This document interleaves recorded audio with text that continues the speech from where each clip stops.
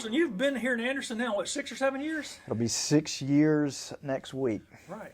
And has it been what you expected to come to Anderson when you came here? It really has. I mean, I knew the area. You and I sat right here my first week, and I remember saying that we'd come here intentionally, and we were here to set down roots. And 6 years in, that remains the plan. I didn't anticipate showing up in a global pandemic developing a mere 7 months later. Didn't have that on my bingo card when I showed up. But so much has been what I'd hoped for, and it's in many ways exceeded my hopes. We really love it in Anderson. We love Boulevard. We feel at home here, and we're excited about continuing to build our lives here. And when we were talking, then you were in the process of putting out a book on books. You love books and you love reading, and we talked about that. And remind people what that book was. Your first. Well, that wasn't exactly your first book, but your first. Yeah. So years ago, I mean, in a whole other lifetime, and we may end up talking about this, I don't know, but a long time ago, long before going into ministry, even before going into high school English, being a public teacher, which is what I did before ministry, I worked for a decade trying to make it as a writer. And I had a collection of essays come out forever ago.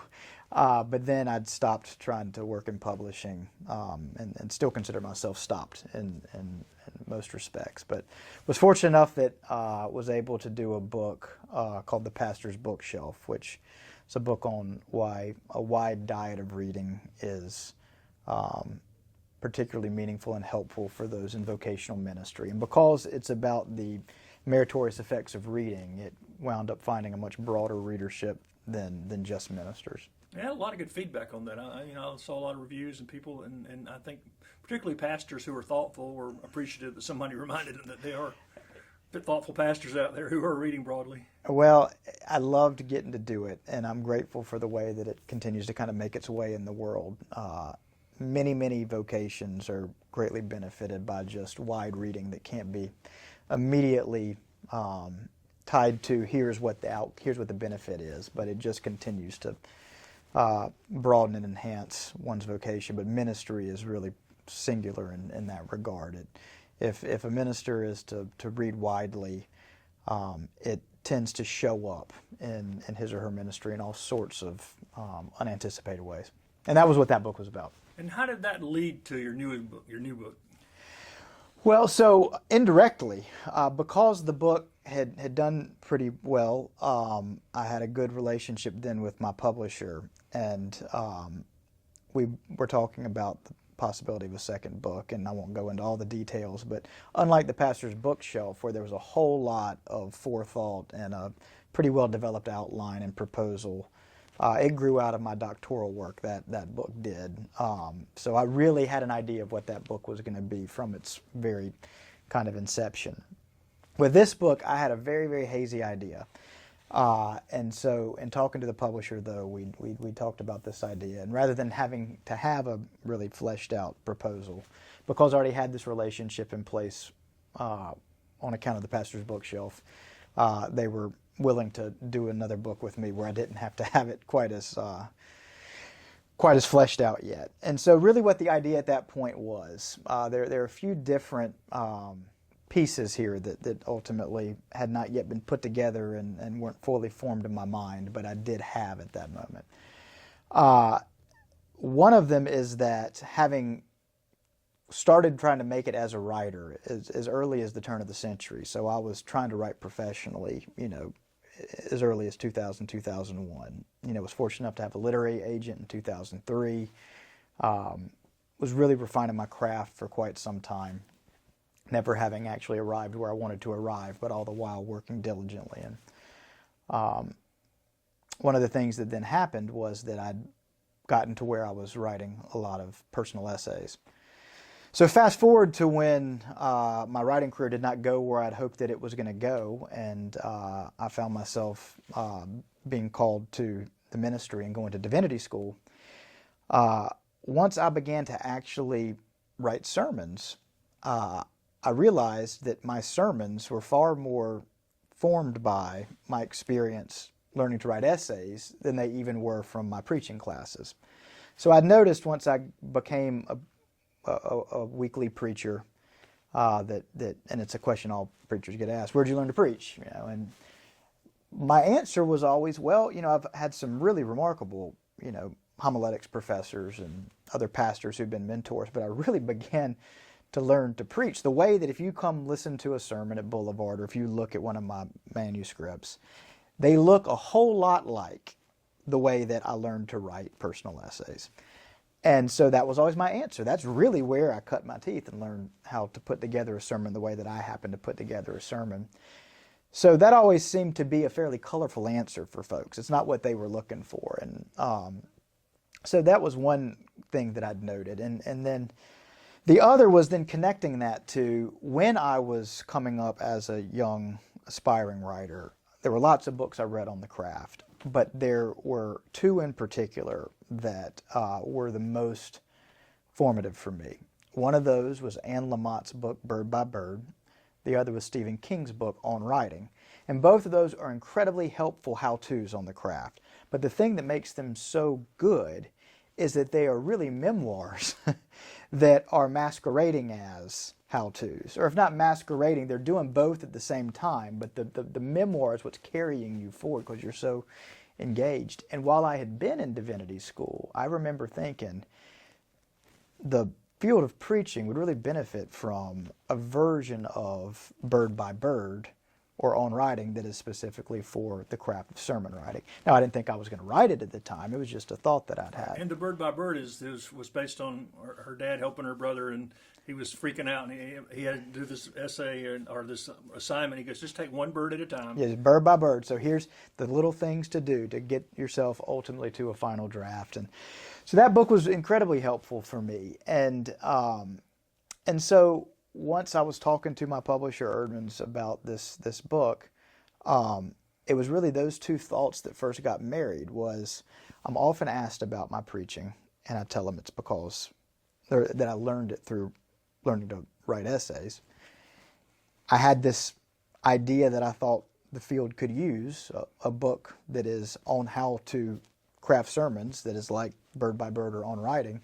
What if I try to write that, and it's my way of saying, well, here is how learning to write essays informs my approach. But it becomes so much bigger than that, because this book is called Some of the Words Are Theirs, The Art of Writing and Living a Sermon.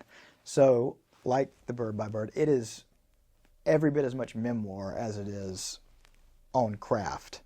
I hope that, like with the Bird by Bird, it's something that for the vast majority of people who never themselves intend to sit down and write a sermon, they would benefit from reading it just for the story that's in there, the kind of what I hope would be fun insights into kind of creative process. There are a whole lot of people who have read Bird by Bird and On Writing who've never intended to write a novel or write something for publication. So I hope in some sense maybe that could be the case for some readers of Some of the Words Are Theirs. But that was really where it all came from, was sitting down and saying, let me try to marry these ideas, and more than it just being, though, a memoir for the sake of memoir or a how-to on craft, it is treating the art of writing and revising and reflecting upon a sermon as analogous to the art of living and reflecting and processing and amending and coming to grips with and blessing and letting go of all the various things that make for, hopefully, a more and more mature life. And was there a particular story that you thought, I've got to get this story in there somewhere when you started working on this book? I don't know, because one of the things that was really interesting about this book was how it developed along the way. There's a line that's one of the epigraphs in the book that is from Annie Dillard, who herself has a wonderful book on writing that was hugely pivotal for me too, called The Writing Life. But in it, she says, you write it all and you discover it at the end of the line. Meaning, oftentimes we don't know what we're trying to say until we finally said it.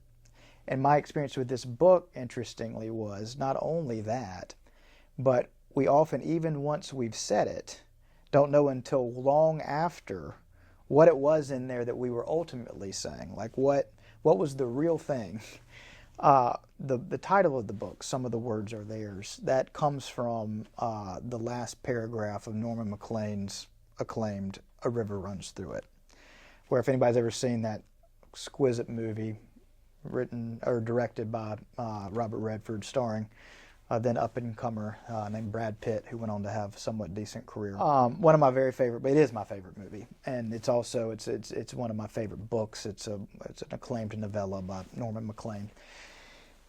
At the end of it, he's an old man. He's reflecting on his life, and if you watch the movie, the narration, Redford's voice, you just see his old hands now trying to tie the line for his fly fishing, and he says, eventually all things merge into one and the river runs through it. He says the river was cut by the hands of the great flood and runs over blah, blah, blah, and there are raindrops on the rocks from the basement of time, and on those rocks are the raindrops, and under the rocks are the words, and some of the words are theirs. I'm haunted by waters. The other kind of genesis of this idea that I haven't said yet was that there's a lot of pressure that gets put on all creatives, pastors certainly included, particularly this day and age with social media and needing to be the first to say something, that we want to be not only the first to say it, but we feel like everything has to be original. Like if you're not the first one to say it most cleverly and most originally, then what are you even doing? And I found myself for several years caught up in all of that. But one day I realized this is ridiculous.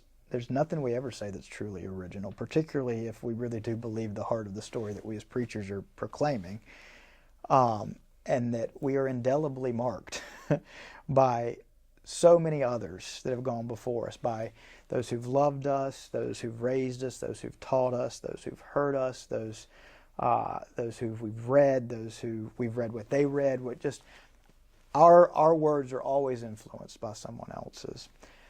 So when I titled the book, Some of the Words Are Theirs, the idea is that in my preaching, once I started this book, I went and reread 10 years. I wrote it I'd hit 10 years of weekly Sunday preaching. That's a lot of sermons. I tend to preach about 46 sermons a year. I'm about a 46 Sunday preacher. So if you do that, then you're 460, and that's not counting all the Christmas and Ash Wednesday and all these others that don't factor in that regular 52-week, 46 of them math. Point being, it's a lot of sermons. And I went through and I read them all. And one of the things that I found fascinating was how I could hear the influence of others now in things I was saying that I didn't see at the time. People that maybe I was preaching to, people that were preaching through me, people I was trying to impress, people I was trying to settle something with from years ago, people I was trying to reach.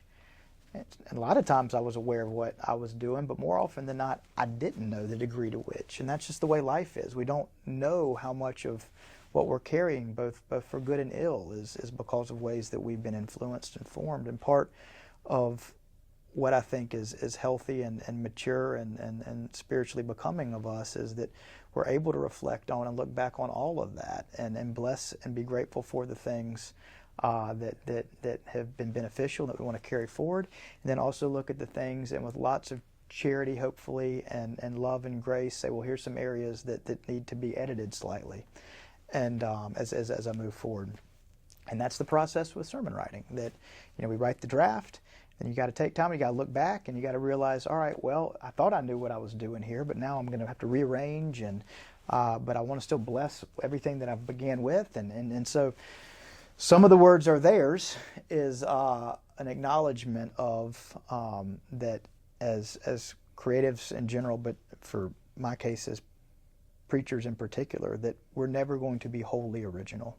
Some of our words are theirs, and as I say, thanks be to God that they are. In this era we're living in, communication is on whatever level is key to everything. I mean, it's a daily. Everybody used to be people could go 5 years and say 100 words. Now you can't go 5 minutes. Yeah. Is this book translatable to and applicable to people who maybe not do sermons but just have to present ideas or just creative in general?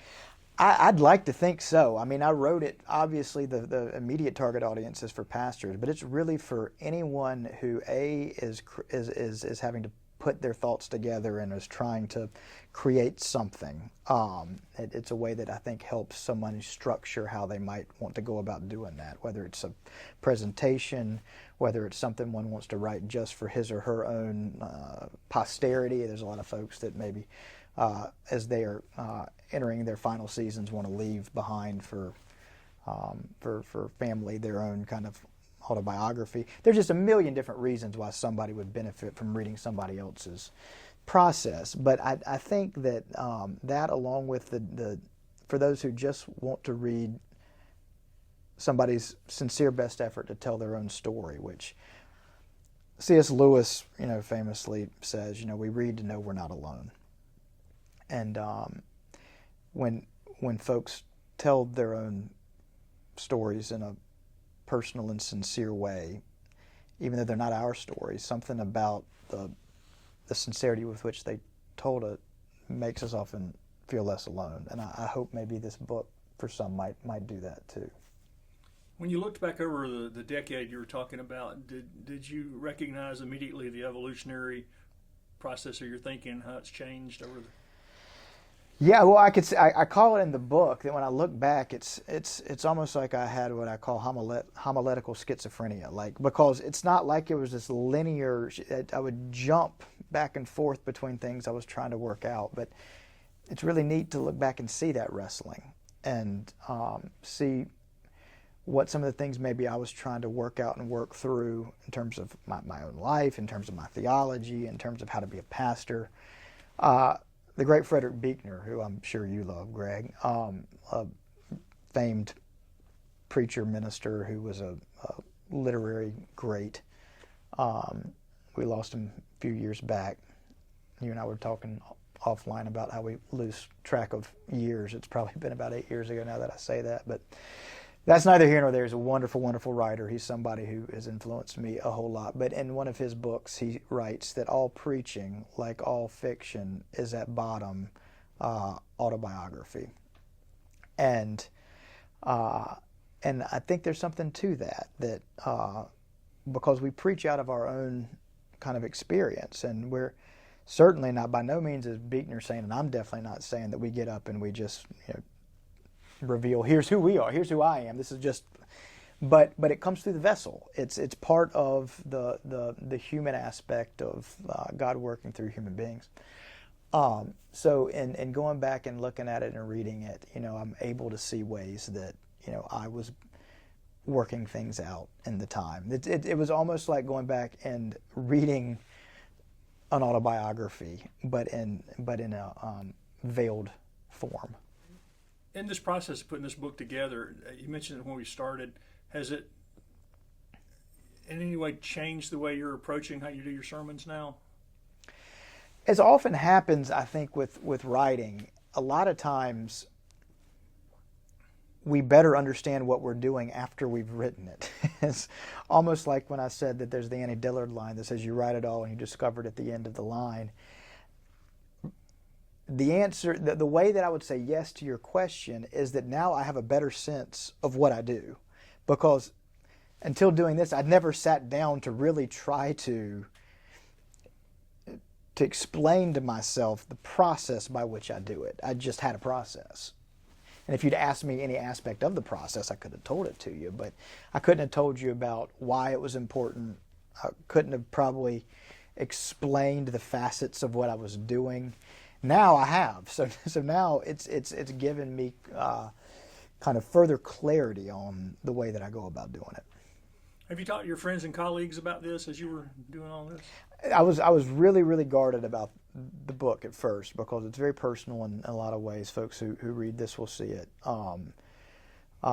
It deals a lot with kind of my own life and my own family and people that I love more than anything in the world, and I'm vulnerable about a lot of my own life experience, and because it was so vulnerable and close, I was keeping it close.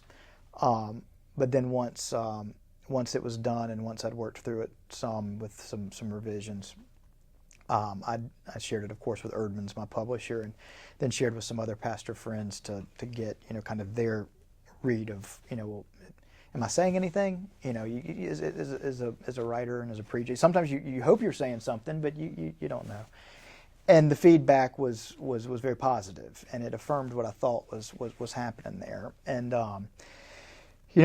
as you and I record this, the book technically releases a week from now, but as is often the case, Amazon has begun to ship a little early, so they've begun to arrive in some places. And I've had some preachers who ordered it have already received theirs. And it's a short book too, by the way. You hear that, Pig? It's just a short book. They've received it, and because it's a short book, they've read it, and they've been very affirming and supportive. And one of the things that I hope for the folks that are working preachers that do read it is, and this tends to happen for me when I read about somebody else's creative process or something, it can be re-inspiring for something that one's already doing. And I hope it's doing that for my friends. They tell me it is, but time will tell whether that will be everyone's experience. But thus far, the feedback has been pretty positive. And what's the best place to get it? You can get it anywhere. There's one bookseller that I always like to direct people to. It's a bookstore in Pennsylvania called Hearts and Minds Bookstore, owned by a gentleman, Byron Borger, for decades. They've been just really supportive of thoughtful, spiritual writing. They sell everything, but just have been really, really important in certainly the little publishing niche that I live and move and have my being in. So there's a great place, Hearts and Minds Bookstore. But you can get it on Amazon, you can get it on Barnes & Noble, you can get it wherever you order books. And it's probably it carves out territory that no other book I can think of carves out. That's a book about your experience in sermons that was inspired by a great horror writer and an extreme left-wing, Jesus-y Marin County living Annie. Yeah. And then also is inspired by John Stott and has some reference to Haddon Robinson. So we got it all. Okay. we got the That's a little more common when you're talking about sermons. We got the full scope there. Yeah. You got to be the only Stephen King inspired. No. Yeah, well, come listen to a sermon at Boulevard. You never know when suddenly the plot twist is going to come and you're going to find out that it was Mr. Plum in the library. That book was really important for me. On Writing was a great book, and again I say, for anybody that's been listening to this as long as we've been talking, if you're still listening, then if you like a book that just is a book that tells about a life story, for the same reason that folks read on Writing and Bird by Bird, this one could be worth reading. Eventually, all things merge into one, and a river runs through it.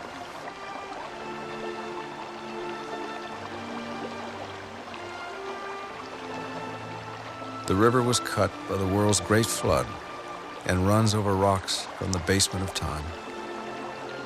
On some of the rocks are timeless raindrops.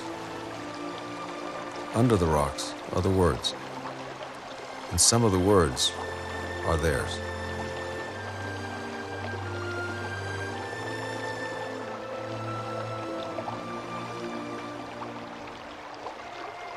I am haunted by waters.